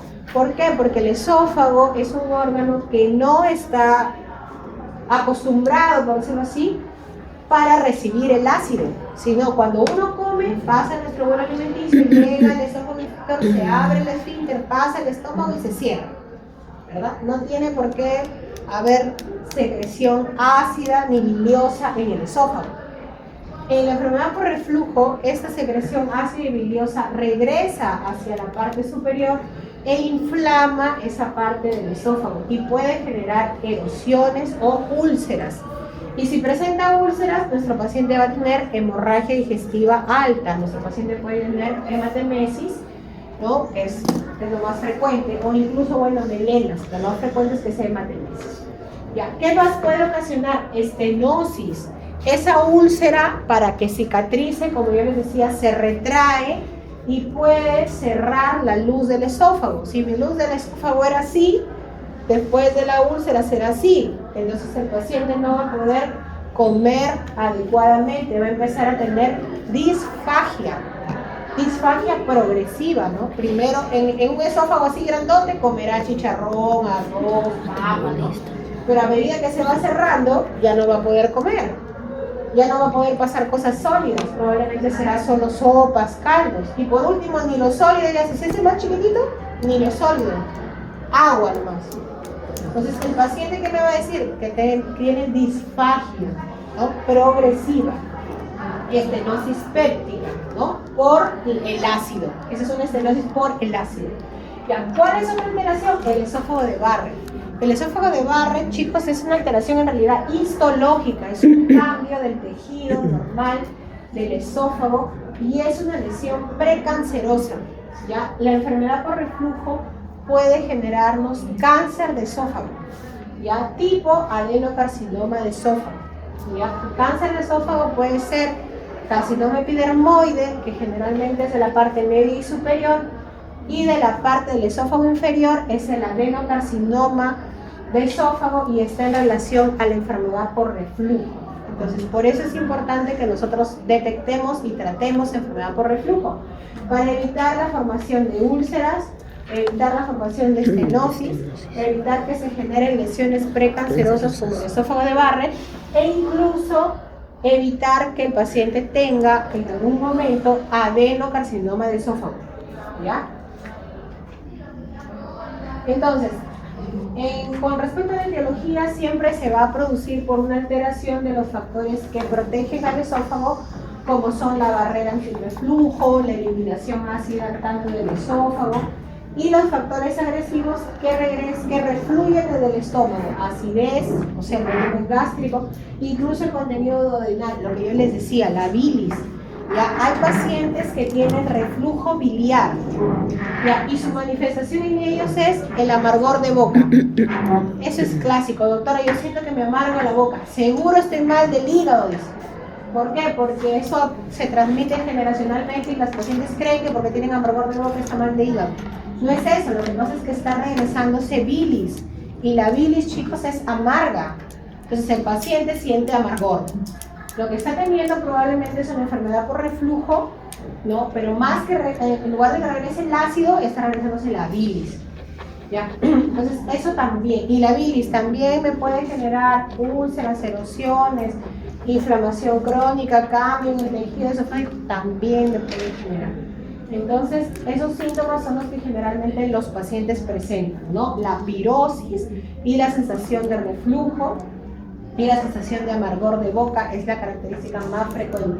Y sobre todo que se levantan en la noche por el reflujo, esa también es otra característica. Ya, en la barrera antirreflujo que mencionan ahí comprende el esfínter esofágico inferior, el pilar diafragmático, acá viene el tema del diafragma, ¿verdad? Y la alteración a nivel del diafragma es la presencia de las hernias hiatales. Las hernias hiatales, la mayoría cursa con reflujo. Ya, la localización intraabdominal del esfínter esofágico inferior, la presencia de los ligamentos esofágicos, el ángulo de His, todo eso constituye la barrera antirreflujo. Cuando hay una alteración a nivel de alguno de estos puntos, vamos a tener reflujo gastroesofágico. Ya, el otro factor protector es la eliminación del ácido de nuestro estómago, o sea, un vaciamiento gástrico que sea adecuado. Si tenemos un vaciamiento de gástrico lento, o sea, que haya mayor permanencia del ácido en nuestro estómago, probablemente va a haber mayor o va a condicionar al reflujo. Entonces, cuando hay una alteración a nivel de estos factores, el paciente puede tener reflujo y sobre todo cuando está asociado a algunos factores, como les mencioné, obesidad, sobrepeso, tabaquismo, eso está en relación a alteraciones anatómicas, en pacientes embarazadas que hay una mayor presión intraabdominal, ¿verdad? También pueden causar con reflujo y también algunos alimentos nos pueden predisponer al reflujo, ¿ya? Por ejemplo, el café, la menta, el chocolate. Estas comidas, estos alimentos generan una laxitud a nivel del esfínter esofágico inferior y predisponen a que este esté más laxo y más se abra con mayor facilidad y predispone al reflujo. Por eso parte del tratamiento, como vamos a ver, aparte de los medicamentos, son las medidas higiénico-dietéticas. Y al paciente con reflujo le quitamos algunos alimentos porque están en relación a una mayor hiperlaxitud del esfínter esofágico inferior y por lo tanto peor síntomas de reflujo. Las manifestaciones clínicas tenemos síntomas clásicos y síntomas extraesofágicos. Los clásicos es, como les decía, la pirosis. Eso es lo clásico. Y la regurgitación, o sea, la percepción de que hay un flujo, ya sea ácido o amargo, como les digo, o bilioso, hacia la parte superior del esófago. ¿Ya? ¿Qué más pueden tener los pacientes? Pueden tener sensación de cuerpo extraño. Eso también nos dicen, doctora, yo siento que tengo algo acá, y te señalan todavía, siento que tengo algo acá y no, tengo como garraspera. Otra cosa que más pueden presentar, disfonía, se levantan roncos, ¿no? La disfonía también puede ser un síntoma, una manifestación extraesofágica de reflujo, porque ese ácido se está regresando hasta la parte superior y está inflamando las cuerdas vocales. El paciente puede cursar con disfonía. Puede cursar con tos también, una tos crónica, que puede ser una tos seca o puede ser una tos productiva. Generalmente tiene secreción blanquecina, transparente, eso es lo más frecuente en las manifestaciones extraesofágicas de reflujo. Otro síntoma es el dolor también, ¿ya? El dolor torácico. Un paciente con ERGE también puede cursar con dolor torácico, pero como dice ahí, no cardíaco. El dolor cardíaco, a ver, ustedes que han llevado carne, ¿cómo es el dolor de un infarto cardíaco? ¿Cómo es? Es opresivo, rabia, abrazo a cuello y mandíbula. No, a la mandíbula, como dice su compañera, que se asocia de síntomas vegetativos, ¿no? Sudoración, frialdad, palidez. ¿Cómo se llama ese signo que se llama? Angina. Ah, les da esas. Así no, el síntoma, el dolor en el reflujo no es un dolor opresivo ni está asociado a síndromes vegetativos. ¿Ya? También asma, dice ahí, ¿ya? Síntomas como de asma, o sea, ¿qué sucede? El paciente se acuesta a dormir, ¿no? Y viene el reflujo, ya sea ácido o biliar, ¿ya? Entonces, como el esófago y la tráquea están pegaditos, ¿cierto? Entonces viene el ácido hasta la parte superior y el paciente, ¿qué hace? Probablemente lo va a deglutir, ¿no? Lo deglute y una parte de ese contenido se mete a la tráquea y a los bronquios. Y cuando ingresa a la tráquea y los bronquios, hace una hiperreactividad bronquial y el bronquio se cierra. Y el paciente empieza a tener síntomas como si fuese el asma, ahogo, se levanta en la noche que le falta el aire.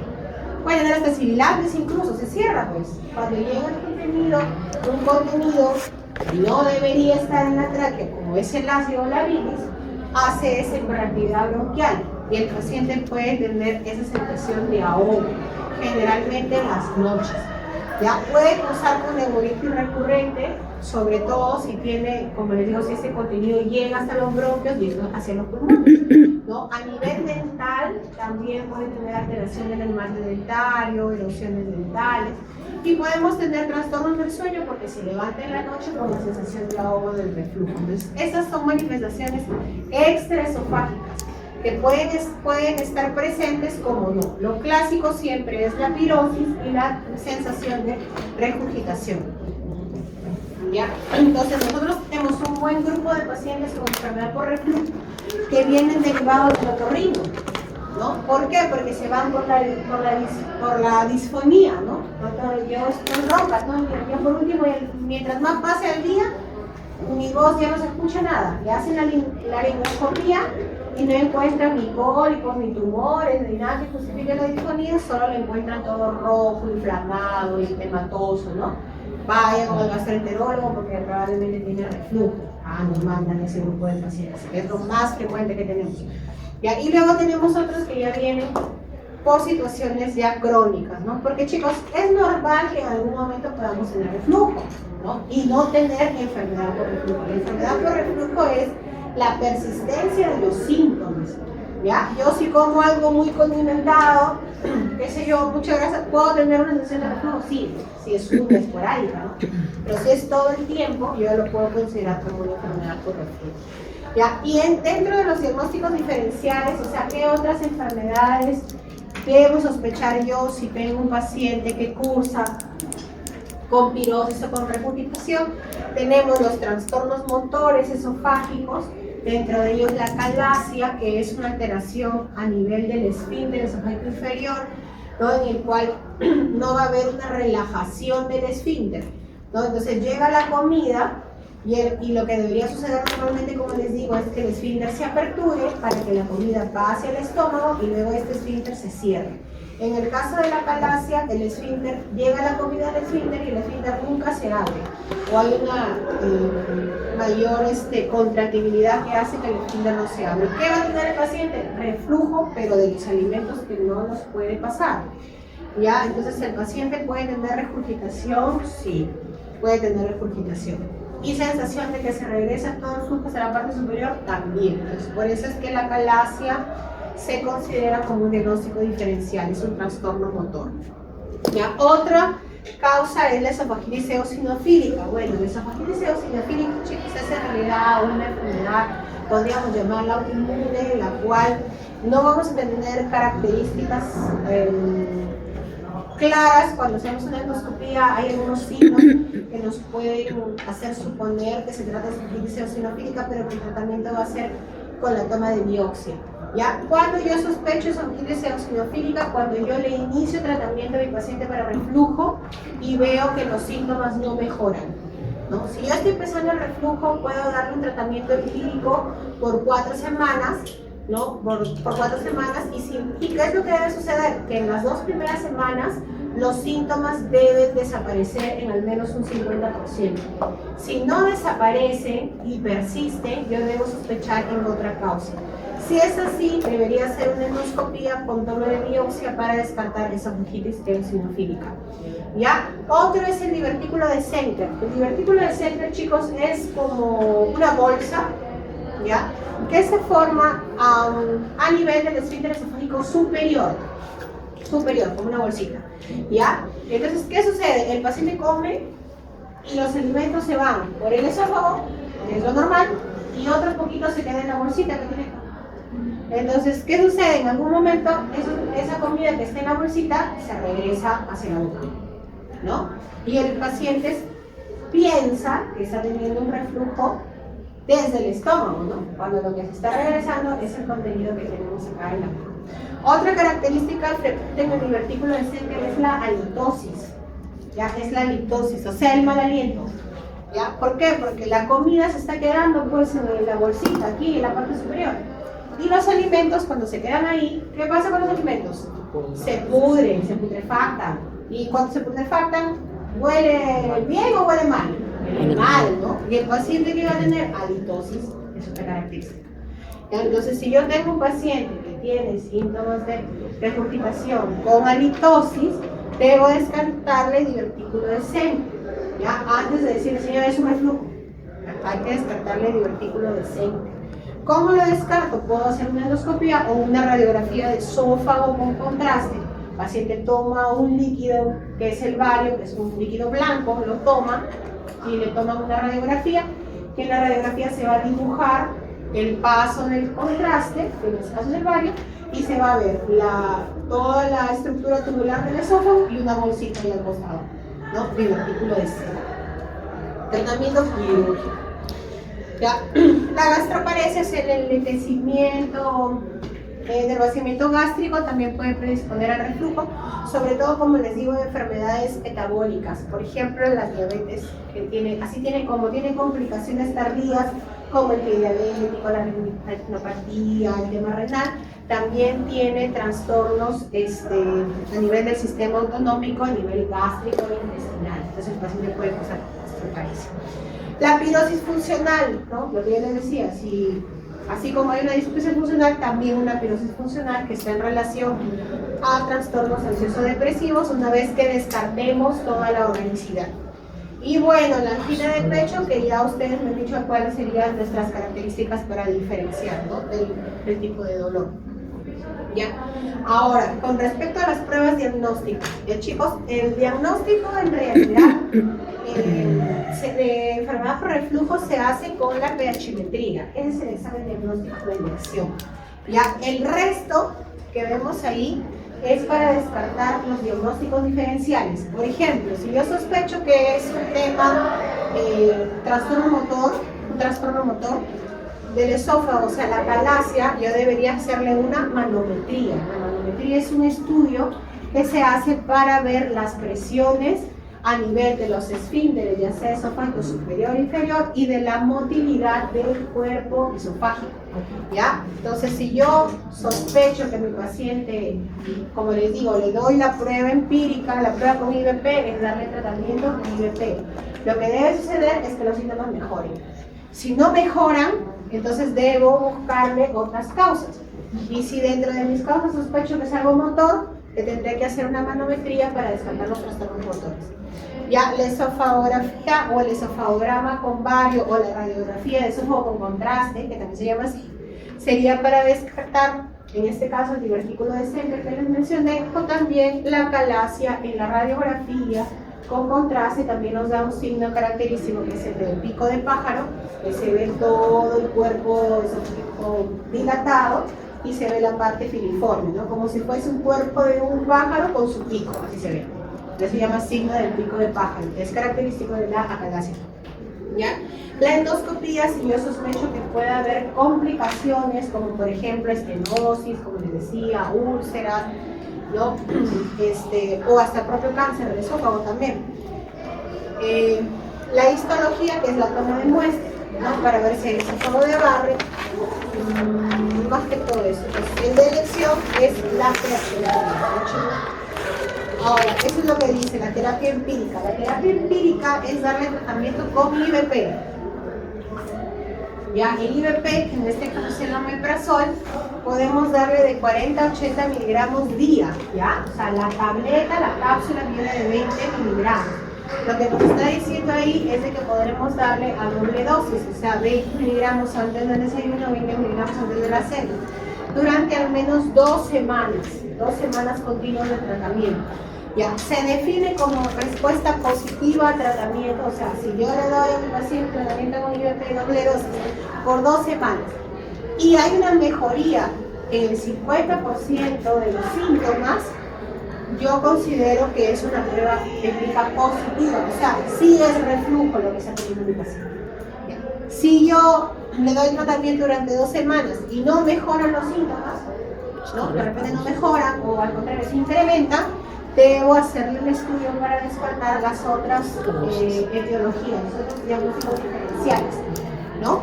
Dentro de ellos, la endoscopía alta, o también llamada endoscopía superior, o esofágogastrodiodendoscopía, o videoendoscopía, todos es lo mismo al final, es endoscopía alta, ¿ya? Esto es para valorar si existen erosiones, úlceras, estenosis, cáncer, ¿no? Que pudiesen ser la causa de por qué los síntomas del paciente no mejoren. Y sobre todo si mi paciente tiene pirosis con signos de alarma. ¿Cuáles son los signos de alarma? La disfagia, ¿no? O sea, esa que no pueda tragar los alimentos, la pérdida de peso de forma involuntaria, los vómitos postprandiales, la presencia de hemorragia digestiva, de hematemesis, ¿no? De Elena. Debo hacer la endoscopía del paciente. ¿Ya? Y la pHmetría, ese es el estándar, como el examen diagnóstico de elección. Y la manometría, como dice ahí, es para valorar la movilidad, como dice ahí, la presión, la retracción del efecto inferior, la movilidad del cuerpo esofágico, ¿no? Para descartar trastornos motores, ¿ya? Como la calasia. También tenemos el espasmo esofágico difuso, pero la calasia es el diagnóstico diferencial de ERGE. ¿Ya? Ahora chicos, nosotros podemos tener ERGE no erosiva y erosiva. ¿Eso a qué se refiere? ¿Por qué la endoscopía no es el examen diagnóstico para ERGE? ¿Ya? ¿Por qué? Porque no hay una correlación entre la clínica que tiene mi paciente, ¿ya? O sea, los síntomas que tiene con los hallazgos endoscópicos. Yo puedo tener un paciente que tiene mucha pirosis, mucho reflujo, yo le hago la endoscopía y no encuentro ni una úlcera esofágica, ni una erosión.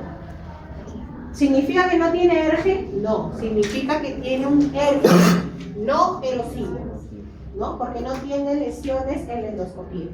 Si yo le hago la endoscopía y encuentro erosiones, úlceras, mi paciente tendrá un ERGE erosivo. Entonces, como no hay una relación entre la severidad de los síntomas de mi paciente y el hallazgo endoscópico, no se considera a la endoscopía como un diagnóstico, como un examen diagnóstico de elección.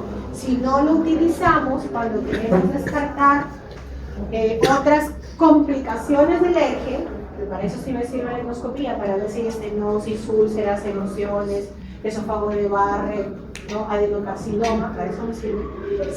Si tengo un ERGE con signo de alarma, para eso me sirve, ¿ya? Entonces, generalmente, ¿quiénes tienen un ERGE no erosivo? Como dice ahí, generalmente, pues por eso que dice, el 70% de los pacientes con ERGE presentan un examen endoscópico normal, pero no significa que no tenga ERGE. Entonces, el 70% cursa con un ERGE no erosivo. ¿En qué pacientes? En mujeres, sobre todo mujeres jóvenes, pacientes que no tienen sobrepeso, o sea, mujeres jóvenes, delgadas, ya que no tienen alteraciones anatómicas, o sea, no hay hernia de hiato, ya. Generalmente en estos pacientes tenemos un ERGE no erosivo. ¿En qué pacientes tenemos ERGE erosivo? En los hombres, que son, o sea, en los pacientes varones que son mayores, tienen sobrepeso, obesidad y que generalmente tienen hernia del hiato. ¿Ya? Entonces en los hombres es más frecuente que sea un ERGE erosivo, que en las mujeres es más frecuente que sea un no erosivo. Pero al final ambos son ERGE y en ambos se pueden presentar las complicaciones. Y a las mujeres les pasa mucho, pues chicos, autoinmunes, ¿no? Cerveza, artritis, tiroiditis. Ya, algo les tocaba a ustedes, ya. Qué bueno. Hasta el alcohol afecta más a las mujeres que a los hombres. O sea, si nosotros tomamos menos cantidad de alcohol, nos hace más daño que lo que toman los hombres. ¿Ves? Hasta en eso tiene ventaja. Ya, chicos, acá. Esas son las complicaciones del ERGE. Ya, manifestados en donde en la endoscopía. Ahí me voy a dar cuenta, ¿no? Miren, esta es la luz del esófago. Como les digo, como ustedes ya van a entrar a sus clases, probablemente entren en endoscopía y van a ver, ¿no? Esto de acá que vemos acá, de forma lineal, con unos rayones ahí lineales, estas son las úlceras, que se produce a nivel de la parte inferior del esófago. Ustedes se van a dar cuenta, y asumo que sí, cuando ingresen a sus procedimientos, ya van a darse cuenta que el esófago pues es como un tubo, ¿no? Y tiene una coloración así, media rosadita, ¿ya? Va a llegar un momento cuando ya en este caso el médico va a pasar hacia el estómago, nos vamos a dar cuenta que se forma un círculo, ¿ya? O como una línea. Y vamos a ver otro color. Acá hay dos colores, este es el más rosadito y este es el más asalmonado. Esto nos indica el inicio del estómago, ¿ya? Entonces a este nivel es donde se forman las úlceras por el ERGE. ¿Por qué? Porque es la primera zona en donde llega el ácido del estómago. El ácido del estómago, la bilis, va a llegar primero hacia la parte inferior del esófago y de ahí recién va a ir a la parte superior. Entonces las úlceras se forman en esa zona, en la zona distal del esófago, ¿ya? Entonces podemos tener erosiones o úlceras, ¿no? Que es una de las complicaciones. Otro, ¿qué podemos tener acá? Estenosis, si se dan cuenta. La luz del esófago, pues todo es círculo. Pero a medida que va avanzando, miren, la luz se hace más pequeña. Entonces, el paciente que va a tener acá, va a tener disfagia, ¿no? Antes podía comer normal, cuando su luz del esófago era así, y ahora que su luz del esófago es más pequeño, probablemente va a tener disfagia. ¿Y esto por qué ha ocurrido? Porque esta úlcera, al querer cerrarse, ¿no? Es un hueco ahí la úlcera, al cerrarse, ¿qué va a hacer? Va a retraer el tejido. Al retraer el tejido, ¿qué hace? Disminuye la luz del esófago, estenosis péptica, ¿ya? Y eso es lo que dice ahí, las estenosis ocurren entre el 7 y el 23% de los pacientes que tienen esofagitis con reflujo no tratado. Por eso es que nosotros que tenemos que hacer, darle tratamiento al reflujo. Doctora, la disfagia es progresiva. Sí, disfagia progresiva. En el reflujo, chicos, la estenosis péptica, la disfagia es progresiva. ¿Ya? ¿Por qué les digo ello? Porque existen algunos trastornos esofágicos motores que también cursan con disfagia, pero la disfagia es continua y tanto para sólidos como para líquidos. ¿Ya? Si se dan cuenta acá, como les digo, el paciente primero va a poder comer normal, todo lo sólido lo va a poder comer. A medida que se va cerrando, ya no va a poder comer. Entonces, ¿qué me va a decir, doctora? Yo antes comía arroz, antes comía papa, ahora ya no. Ahora solamente sopa, ¿no? O caldo, o licuados. Y ahora ni sopa, ¿no? O sea, ya ni líquido, ya se cerró del todo, ya no pasa nada. Progresivamente, primero empezó a sólidos y de ahí se hizo a líquidos. En cambio, en el trastorno motor, como por ejemplo la acalasia, el paciente no pasa ni sólidos ni líquidos. O sea, él va a tener una disfagia que es no tanto progresiva, sino que se va a mantener y es igual tanto para sólidos como para líquidos. Entonces el paciente me va a decir, doctora, yo no paso nada, ni agua, ni carne, ni arroz, nada. Entonces también eso me orienta. ¿Ya? Las disfagias progresivas es, si se dan cuenta, porque está produciéndose algo en la luz del esófago lentamente que va cerrando. Tenemos las estenosis pépticas, que en teoría son estenosis benignas, ¿no? Porque son por la cicatrización de las úlceras. Pero en este caso de acá, el adenocarcinoma de esófago, también está generando una estenosis, si se dan cuenta, porque la luz debería ser todo esto. Y acá está el tumor, ¿ve? Y ahora, ¿cuál es la luz? Es este pedacito de aquí nomás, este pedacito de aquí. Esa es la luz del esófago. ¿El paciente va a tener disfagia o no va a tener disfagia? Sí. Va a tener disfagia. También va a ser progresiva. Porque primero, este tumor, primero ha estado chiquitito. Y luego con el tiempo, ¿qué hace? Crece, hasta que ocupa probablemente aquí casi el 90% de la luz, porque está cogiendo toda, eso sería toda la luz, solamente está viable esto. También es una disfagia progresiva, pero ¿qué va a tener acá? Probablemente el paciente tenga también síndrome consultivo, ¿no? Pérdida de peso más marcada, de repente tiene antecedentes familiares de cáncer esofágico, o de repente este paciente con una úlcera ahí gigante, ¿qué más va a tener? Hematemesis, de repente, signo de alarma, ¿no? Si tengo hematemesis, debe tener algo que está sangrando. ¿Qué? Una úlcera, que sería algo benigno, o un tumor de esófago, que sería algo maligno. ¿Ambos me generan estenosis? Sí. Esta es una estenosis benigna, porque es péptica, porque es por el ácido, y esta es una estenosis maligna, porque es por un tumor. ¿Bien, chicos? Entonces, esa es otra complicación. Y lo otro es el esófago de Barrett. El esófago, eso es lo que les decía. Esta es la coloración del esófago, ¿ven? Medio rosadito. Y el estómago es medio salmonado, medio naranjita. Ustedes se van a dar cuenta cuando lleguen a sus pacientes. Normalmente se forma una línea acá. Es una línea que debe ser regular. Circunferencial, regular. Acá si se dan cuenta no es regular, tiene unas salientes, ¿no? Como unas lengüetas por acá. Entonces, ¿qué significa? Que el epitelio del esófago se está metiendo hacia del estómago se está metiendo hacia el esófago. Entonces, cuando yo endoscópicamente encuentro esto, ¿qué hago? Tomo muestras de biopsia de estas lengüetas. Y eso lo mando al patólogo, y el patólogo me va a decir si tiene esófago de Barrett o no tiene esófago de Barrett. Es decir, el esófago de Barrett es un diagnóstico histológico. Histológico. Ya, yo no puedo decir, es esófago de Barrett. Puede ser que acá hay un esófago de Barrett. ¿Qué tengo que hacer yo? Tomar muestra de biopsia y mandarlo al patólogo.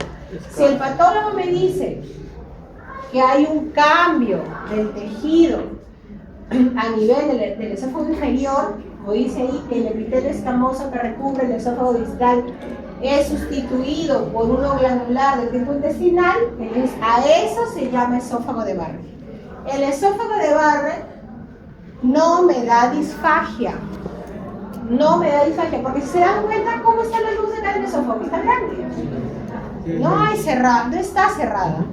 ¿En dónde está cerrada la luz? Acá y acá, ¿no? Entonces, los síntomas en el esófago de Barrett son tan iguales como en un ERG normal. ¿Ya?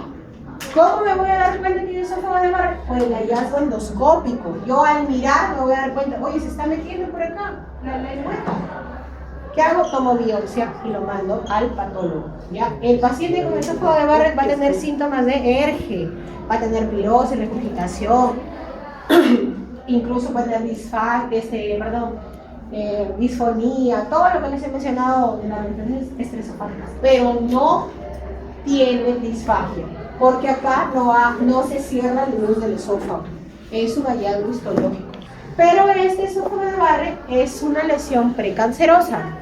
Entonces, cuando yo tengo un paciente con ERG, con esófago de Barrett, ese paciente entra a monitoreo continuo, ¿no? Obviamente tratamos el ERG para evitar que este tejido siga cambiando. ¿Por qué está cambiando ese tejido? Ese tejido cambia por la inflamación crónica que está sufriendo al recibir el ácido del estómago. Entonces, ¿qué tengo que hacer yo? Quitarle esa noxa. ¿Cuál es la noxa? El ácido. Entonces tengo que darle tratamiento al reflujo y probablemente cada cierto tiempo hacerle sus endoscopías para volver a tomar muestra e identificar si en algún momento en este tejido metaplásico aparece una displasia, ¿no?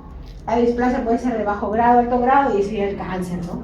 Entonces, si está circunscrita, yo la puedo sacar, la puedo extirpar, como si le sacara un pólipo, por ejemplo, le puedo dar tratamiento. Entonces, el esófago de Barrett es eso, es una lesión precancerosa, ya sintomatológicamente es tan igual como un ERG, no cursa con disfagia, ¿no? Pero si lo encuentro, tengo que probablemente darle tratamiento de ERG y hacerle los controles para valorar en qué momento o puede haber un cambio, como les digo, de metaplasia a displasia, de displasia de bajo alto grado, cáncer, ¿no? Y llegar acá, al adenocarcinoma del esófago distal, que ese es el cáncer de esófago que está en relación al ERG. ¿ya? Porque también tenemos carcinoma epidermoide, que es otro tipo histológico de cáncer de esófago. Y eso generalmente es en la parte superior y media. ¿Ya? El adenocarcinoma es frecuente ¿de dónde? Del esófago distal, porque es ahí donde va a llegar el ácido, y es ahí en donde va a haber las complicaciones del ERG. Ya chicos, y con respecto al tratamiento en el ERG, como les decía yo, no tanto estamos en el tema de los medicamentos, ¿ya? Sino también en las modificaciones del estilo de vida. En el ERG sí es importante valorar y decirle al paciente algunas situaciones que tiene que tener en cuenta. Primero, si es gordito, está fregado, así como dice. Hay que hacer ejercicio, bajar de peso. Está fregado los gorditos. Señor, lo primero es baje de peso. Lo primero. Todo nadie puede ser gordo ahora, ¿no? Tiene lumbalgia, baja de peso. Tiene rodilla, baja de peso. Tiene hígado graso, baja de peso. ¿Cómo baja de peso? Bueno, para el ERG también hay que bajar de peso. Entonces, si tenemos sobrepeso, lo primero que hay que decirle al paciente es, ¿sabe qué, señor? Tiene que bajar de peso. Bajar de peso. ¿Qué más? No puede tomar, no puede fumar. El tabaquismo es otro factor. ¿Ya? ¿Qué más tiene que evitar? Evitar acostarse inmediatamente después de ingerir alimentos. ¿Ya? Eso también predispone al reflujo. ¿Ya? ¿Qué más? Dormir con la cabecera de cama elevada. ¿Ya? La cabecera de cama elevada. ¿Cuál es la finalidad? Yo siempre le digo a sus compañeros, ¿cuál es la finalidad? La finalidad de elevar la cabecera de cama es que, por ejemplo, ese sería nuestro cuerpo, acá sería nuestro estómago. Unos ladrillos en las patitas, unos ladrillos. Si yo elevo la cabecera de cama, entonces el dorso del paciente, Sí. va a haber una barrera pequeña, tampoco es que haya, ¿no? Una barrera pequeña entre el estómago y el esófago, o sea, aquí. Entonces, si hay ácido, en teoría va a haber una pequeña barrera para evitar que se regrese hacia la parte superior. Si el paciente se duerme acostado completo, es más fácil que el ácido pase, ¿no? Pero hay que decirle que lo que tiene que estar elevado es el dorso. ¿Qué pasa en los pacientes? Se ponen 5 almohadas, así duermen. ¿No? Así duermen. Amanecen con cervicalgia y con ERG. ¿No? Porque duermen así, duermen. ¿Cómo debe dormir? Así debe dormir, porque tiene que elevarse el dorso, no el cuello. Entonces, eso también hay que explicar al paciente. Doctora, yo ya duermo así, 5 almohadas igualito, dice. Me duele mi cuello. Claro, pues duerme así. Ahora, por último, ya hay hasta almohadas antirreflujo, yo chicos, está todo tan moderno que hasta almohadas antirreflujo hay. Porque antes, ¿qué le decíamos al paciente? Señor, ¿sabe qué? Póngase 2 ladrillitos. 2 ladrillos en la cabecera de cama y duerma así. Y el esposo también duerme así. El esposo, los dos, porque los dos duermen juntos, ¿no? También fregaba el esposo ahí durmiendo igual que la señora. Ahora ya no, ahora hay almohada antirreflujo. Es como un triangulito, ¿no? Pues hace que el paciente esté en esa posición. Eso también puede ayudar. Evitar acostarse después de comer, la restricción de los y los cambios en la dieta. Sobre todo los alimentos que les menciono, café, menta, chocolate, ya, esos medicamentos, como les digo, generan que el esfínter esofágico inferior se abra con mayor frecuencia y nos predisponen al reflujo. Ahí sí le quitamos. En este sí le quitamos alimentos. ¿Ya? ¿Sí? Fuera de todo ello que le hemos mencionado al paciente, ya le damos el tratamiento médico. ¿Ya? El tratamiento médico es el IVP. ¿Ya? El IVP. Si se dan cuenta en dispepsia, ¿cuál es el tratamiento bandera para todo? Es el IVP. Es el todo. ¿Qué cambia? La dosis, si le doy una sola dosis o si le doy doble dosis, y la cantidad de días. ¿Ya? Pero después el IVP es dispepsia, IVP. Ese tengo que tener en mi cabeza. Úlcera, IVP. ERG, IVP. Es el tratamiento.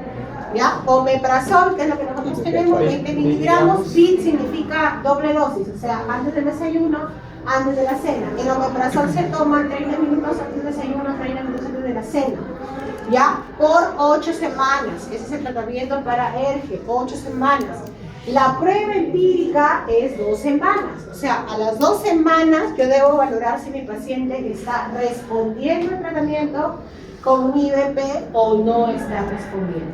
Si está respondiendo, le continúo en las 8 semanas, porque me estaría confirmando que realmente es una enfermedad por reflujo. Y si no mejoran los síntomas, o como les digo, empeoran, tendría que hacerle los otros exámenes, ¿no? Manometría, esofagograma, endoscopia con toma de biopsia para descartar las otras etiologías, ¿ya? Ese es en la elección. Ahora, el procinético, si ustedes revisan en las guías, realmente el procinético no se considera como un tratamiento de elección, pero en la práctica, la verdad que sí lo utilizamos porque en teoría el procinético lo que va a hacer es mejorar el vaciamiento gástrico, ¿no? O sea, hacer que no haya tanto contenido que refluya hacia la parte superior del esófago, ¿no? Entonces acá tenemos lo que su compañero mencionó hace rato, que es la metoclopramida, ¿no? Que generalmente también se da antes de las comidas, podemos darlo antes del desayuno, antes del almuerzo y antes de la cena. Puede darse incluso 3 veces al día. Ya chicos, la domperidona o el levosulpiride de 25 miligramos también, siempre antes de las comidas y también se puede dar 3 veces al día. Ya, lo que nosotros tenemos en nuestros hospitales es la metoclopramida, eso es lo que hay. Pero como les digo, la metoclopramida tiene por ahí algunos efectos adversos, ¿no? Entonces hay que tener mucho cuidado, sobre todo en los adultos mayores, ¿ya? Los mayorcitos son los que generalmente tienen mayor reacción adversa.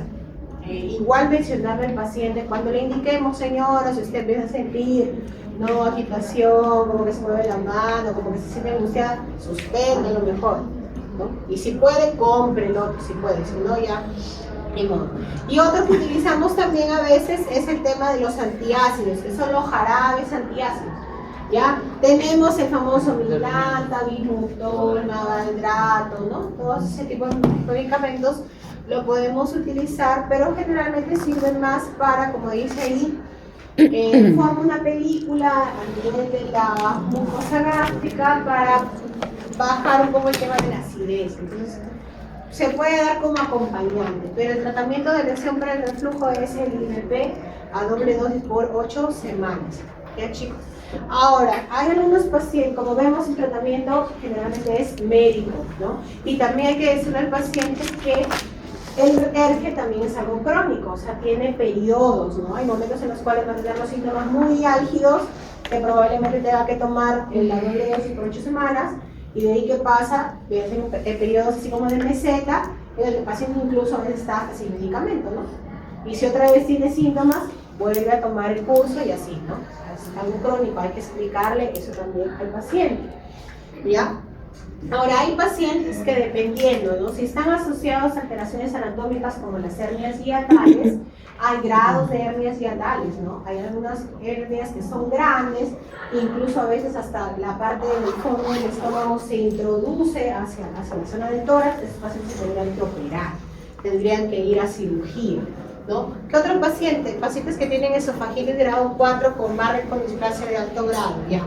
La esofagitis de grado 4, ¿qué es, chicos? Hay una clasificación endoscópica, cuando yo hago la endoscopía y encuentro erosiones o úlceras en mi esófago, hay una clasificación que se llama Los Ángeles, así se llama, que es dependiendo del tamaño de la erosión y si la confluencia de las erosiones o la presencia de estenosis también. Entonces, una esofagitis de grado 4 es una estenosis en realidad de la luz, ese es el hallazgo endoscópico. ¿Ya? Entonces, hay estenosis que a veces nosotros no las podemos dilatar. Cuando nosotros tenemos esa estenosis, podemos darle tratamiento nosotros como gastroenterólogos. ¿Qué hacemos? A través del endoscopio introducimos unas como bujías de plástico, ¿ya? Que sirven para dilatar, o sea, para romper esa zona que está estenosada. Se ingresa esa bujía y se va ingresando por medidas, ¿no? Desde lo más delgado hasta lo más grueso. ¿Y qué hace eso? Va a romper las fibras que están generando la estenosis para dilatarlo. Eso se llama dilatación esofágica, ¿ya? Eso nosotros también lo podemos hacer, pero hay a veces estenosis que no logran dilatarse, o sea, que está tan fibrosada esa zona estenótica, ¿no? Que nosotros no la podemos dilatar. Y por lo tanto, no vamos a poder solucionar el problema de la disfagia del paciente, ¿no? Porque ¿qué va a pasar con ese paciente? No va a poder comer, pues. Nosotros tenemos que solucionarle cómo come ahora el paciente. Una opción es hacer la dilatación esofágica, Y si es que no se podría hacer, tendría que ir a cirugía también, ¿no? Porque si no lo enviamos a cirugía, ¿cómo se alimentaría el paciente? ¿Cómo creen ustedes que se puede alimentar un paciente que tenga una estenosis? ¿Ah? Por sonda, dice su compañero, ¿no? Doctora, yo le pongo una sonda No, pero, y por ahí, ¿no? pero no sería la Pero igual, sería la... ¿cuántos días más o menos dura una sonda nasogástrica? No puede ser por mucho tiempo por el proceso de infección. No puede ser Claro. mucho tiempo, ¿no? La sonda por unos 7 días, 14 días. Ahora, nasoyeyunal te puede durar un poquito más. No sé ¿no? bien. ¿Cómo más le podríamos darle alimento a mi paciente con una estenosis esofágica? Endovenoso. Parenteral, ¿no? Pero la parenteral tendría que estar hospitalizado de por vida el paciente, pues. Sí. No ¿Qué hay más? otra Otra forma. opción de alimentación al paciente, a ver, con una estenosis esofágica. Ah, opiniones. Tubo de Díganme más. Vietnam. No, díganme lo que ustedes piensan, doctora, no sé, le pondría. Su compañero dice, le pongo endovenoso, dice él. Otro compañero ha dicho sonda, doctora, le pongo sonda. Nasogástrica, su otro compañero dijo, pero esa va a durar muy poquito, mejor le pongo una que dure más, ¿no?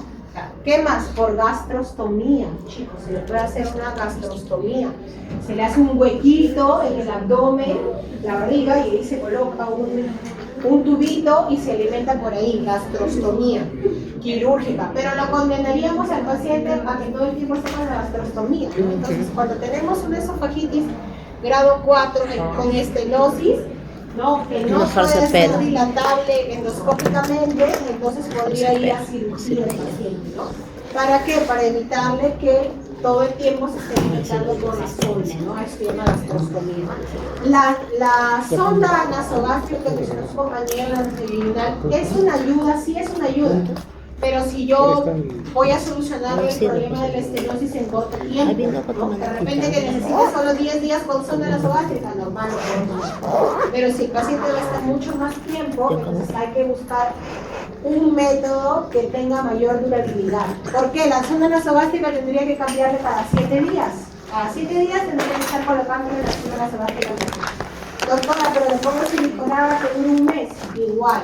Al mes tengo que volverle a meter otra sonda al paciente. Entonces, la gastrostomía sí me dura como 6 meses, ¿no? En ese periodo yo podría o operarlo de repente, ¿no? O hacer una dilatación. Entonces, todas las opciones que ustedes han mencionado son válidas dependiendo del tiempo que yo voy a tener a mi paciente sin comer, ¿no? Si es más corto, una sonda nasogástrica no sirve. Una sonda nasoyeyunal no sirve. Pero si va a ser un tiempo mayor, de repente podríamos valorar otro como la gastrostomía. ¿Ya, chicos? Bien, eso sería todo.